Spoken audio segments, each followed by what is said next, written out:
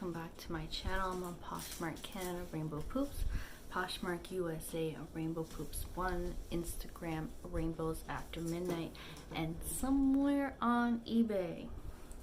So today is going to be a bit of a different video. Jaws is here, he's under the desk. So requested was a video regarding Poshmark Canada, Poshmark USA. The advantages, disadvantages to both. So that's what we're going to talk about.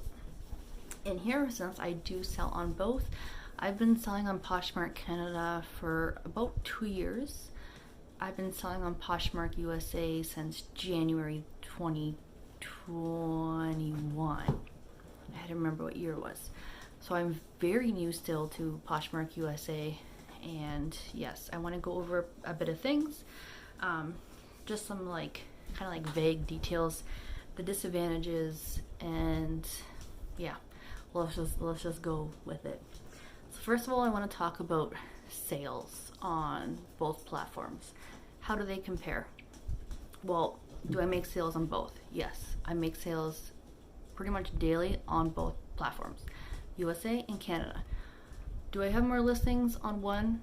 Yes, I have more listings on Poshmark Canada because I have been on there longer, so I do have a lot more posted on there. I think I have currently today close to 800 active, and on the US I'm probably around 500, maybe 400 and something active.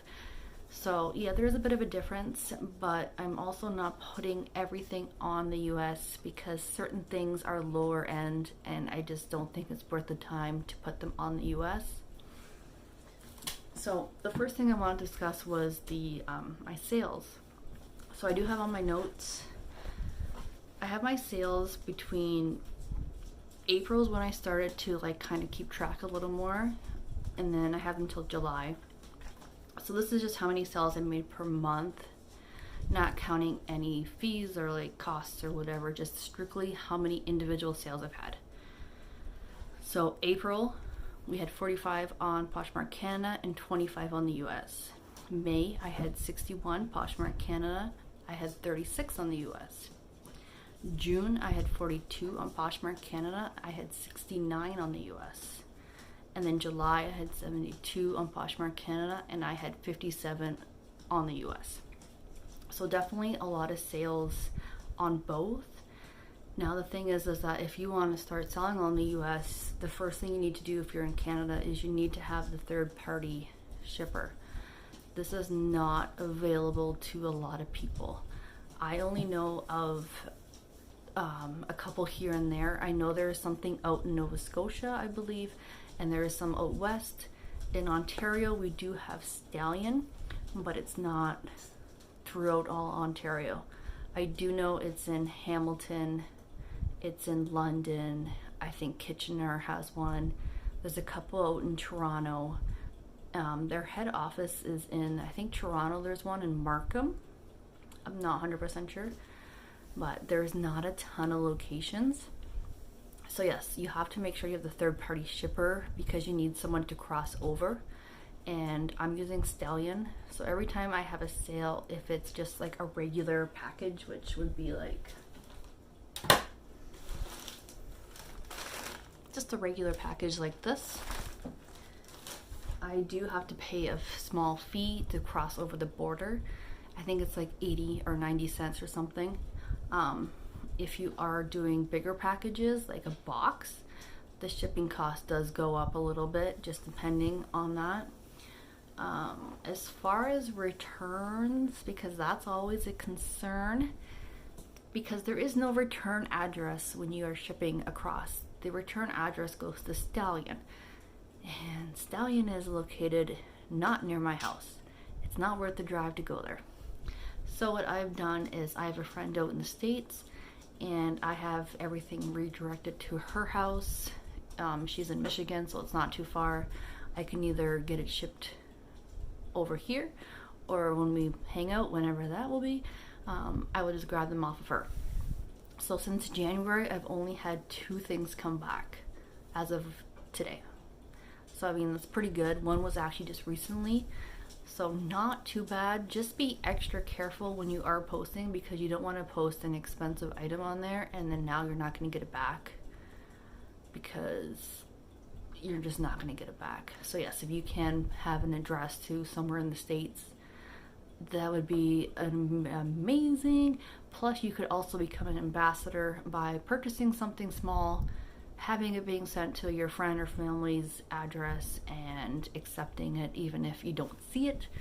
Just something, you know, not expensive, unless they want to purchase something and you guys figure it out and go from there, and then you'll be a Poshmark ambassador.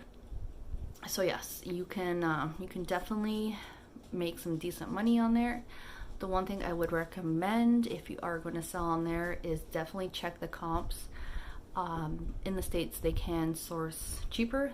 They have a ton of Goodwill bins. We only have 3 in Canada. We have one in London, Ontario.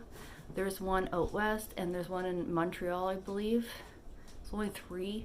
They have a ton. Like, certain states have multiples, certain cities have multiples. Not all of them, but some of them do. So they can get stuff a lot cheaper. So look at the comps. I mean, even when they have yellow tag sales at Marshall's, TJ Maxx, that stuff goes down to like a couple dollars. That does not happen here. Our cost of goods and everything in Canada is so much more. You need to take that in consideration when you are selling on the US, is that people are not going to spend Canadian prices for items. They're going to want to spend American prices. And I see a lot of people that don't realize that, and they think like, oh, I'm just going to list this item for $80. It's like, yeah, but there's other items listed on there or that have sold for $20. You're not going to get $80. So definitely look into that when you are putting stuff on there. And remember, you'll also get the exchange. So right now the exchange, even if you're getting like 28 cents on the dollar, let's just say, you are getting more money. So keep that in mind. So that's pretty much it. It's just a little video. I mean, if you can do it, I would recommend it. If you guys have questions about it or any concerns, let me know. I will do a video actually on Wise, which is how I transfer my money from to US into Canada, and I do have a code for that. It's below.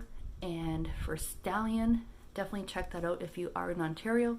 If you're not, just type in third-party shipper near me, see what there is. I know there's Chit Chats, but they don't accept the prepaid labels from Poshmark, unfortunately.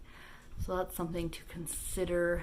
I would probably use that maybe for like eBay, maybe, or Etsy or some other platform, but definitely not something to use for Poshmark. But yeah, if you want to sell on eBay, try Chit Chats if you can, if you don't have a Stallion. So I hope you like this video. It's small and tiny, but I hope it helps and answer a few questions. And yeah, if you have any questions about it, let me know, or something else you want me to talk more about, I will do that. And that is everything for today. If you like this video, if you can thumbs up and subscribe, I'll see you later. Bye.